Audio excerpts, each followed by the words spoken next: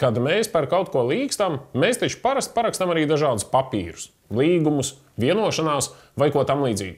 Tāpat arī mums personiski ir jāparaksta dažādi iesniegumi, veidlaps vai ziņojumi, un vēstules mēs taču arī parakstām. Kāpēc? Gluži vienkārši tas ir drošs un pārbaudīts veids, kā pie tā vai cita dokumenta pievienot savu apliecinājumu, kas to sasaista ar mums, tas ir parakstlicējiem. Savas dzīves laikā cilvēks savu personisko parakstu lieto bieži un daudz, jo jāparakstās, tas ir jāapliecina, ka piekrītam un atbalstam to vai citu dokumentu ir visai bieži. Lūk, es gribu izteikt apgalvojumu, ka ir atrasts krietni drošāks veids, kā pateikt savu personisko jā tam vai citam dokumentam, un tas ir e-paraksts. Kas ir e-paraksts, kā to lietot, kur izmantot, to mēs jums stāstīsim šajā Nākotnes parka multividu žurnāla sērijā.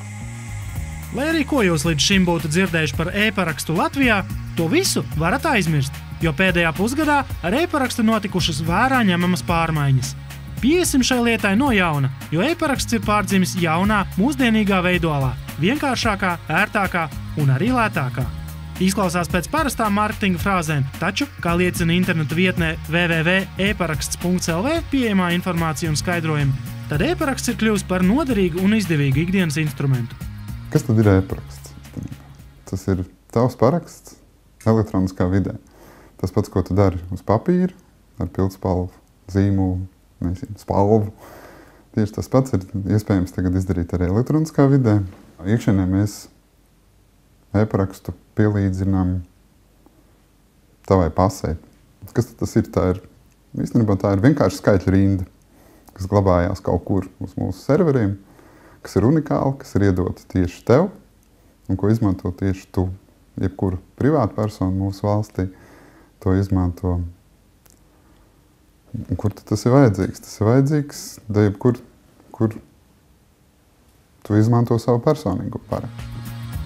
Ja elektroniskajam dokumentam ir pievienots tavs e-paraksts, tam ir tāds pats juridiskais spēks, kā fiziskam uz papīra izdrukātam dokumentam ar tavu parakstu.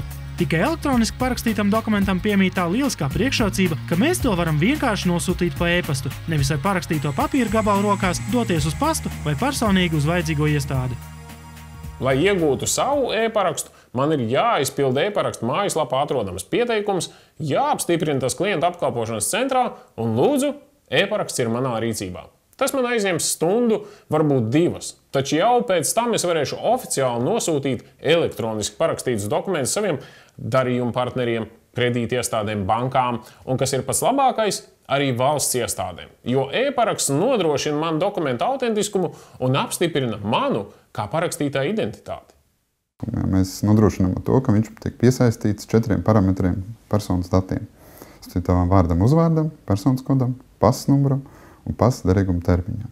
Tad šie 4 parametri ir tie galvenie parametri, pēc kura mēs atpazīstam cilvēkus, pēc kura arī šie certifikātu numuri viņiem tiek izsniegti. Praktiski dokumentu elektroniskā parakstīšana notiek izmantojot portālu e-paraksts.lv.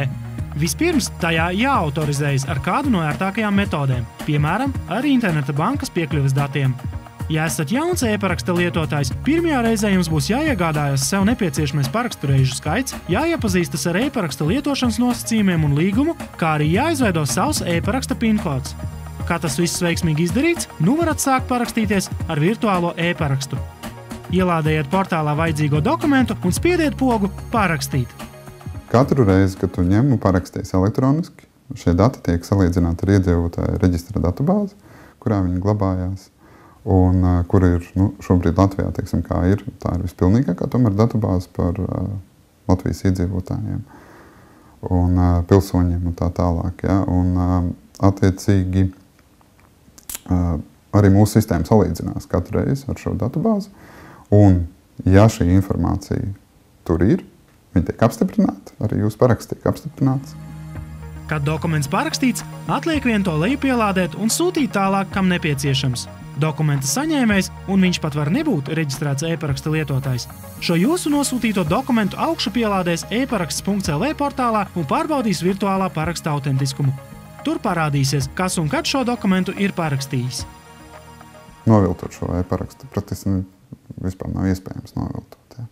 Jo, kā jau pieminēju, e-parakstam ir apzīmogojās viņš ar laika zīmogu. Un šis laikzīmogs, viņš nofiksē precīzu laiku, kad šis paraksts ir veikts, kad jūs esat parakstījuši kaut ko. Un viņš uzglabājas uz mūsu serveriem. Un ja kāds kaut ko izmaina, šis paraksts vairs nav derīgs. Salīdzinot šos datus, pārbaudot šo parakstu elektronisko, sistēma atbildēs, ka viņš ir nederīgs. Par e-parakstu izmantošanas reizi, protams, būs jāšķiras no nelielas naudas summas. Taču, ja plānojat e-parakstu lietot daudz un dikti, visvieglāk būs uzreiz nopirkt abonementu uz gadu. Paskaitot ietaupītos transporta vai pasta sūtīšanas izdevumus un savu laiku, e-paraksts sevi atpelna neskaitāmas reizes. Savukārt elektroniski parakstītu dokumentu pārbaudi portālā gan ir bezmaksas pakalpojums. Starp citu, elektronisko dokumentu likumā noteikts, ka visām valsts un pašvaldību iestādēm ir pienākums pieņemt ar drošu e-parakstu parakstītus dokumentus. Līdz ar to, tieši pateicoties virtuālajam e-parakstam, jūs turpmāk varēsiet pat neizejot no mājas, piemēram, iesniegt nodokļu atmaksas pieprasījumu valsts ieņēmuma dienestā, pašvaldībā reģistrēt jaundzimušo bērnu un vēlāk viņu pieteikt arī bērndārza rindā, uzņēmumu reģistrā izveidot jaunu uzņēmumu, iegūt transporta līdzekļu informāciju no CSDD un tā tālāk.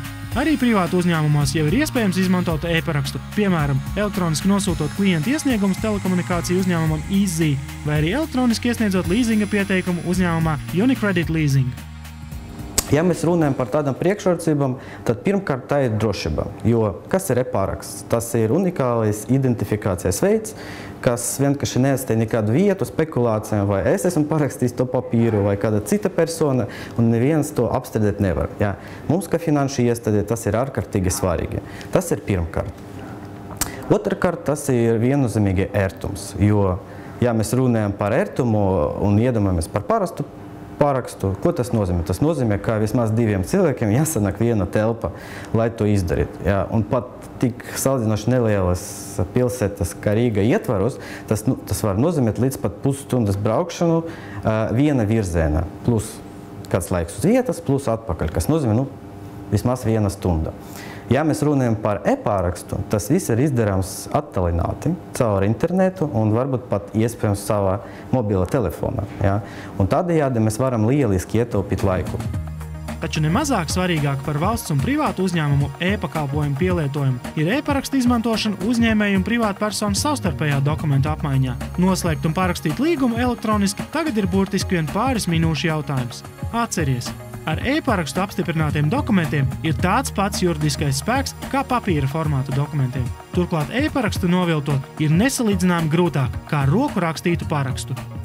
Tāds lūk faktu kopums mūsu stāstījumā par e-parakstu. Starp citu, arī es pats ļoti labprāt izmantoju e-parakstu, lai noslēgtu līgumus un vienošanās ar saviem sadarbības partneriem par valsts ieņēmuma dienesta atskaitēm, iesniegumiem un pieprasījumiem nemaz nerunājot. Jo man patīk ietaupīt papīru, printeri, automašīnu, tās degvielu un pats galvenais – savu laiku. Tāpēc aicinu arī tevi iepazīt e-parakstu priekšrocības. Vairāk meklē informāciju internetā www.eparaksts.lv.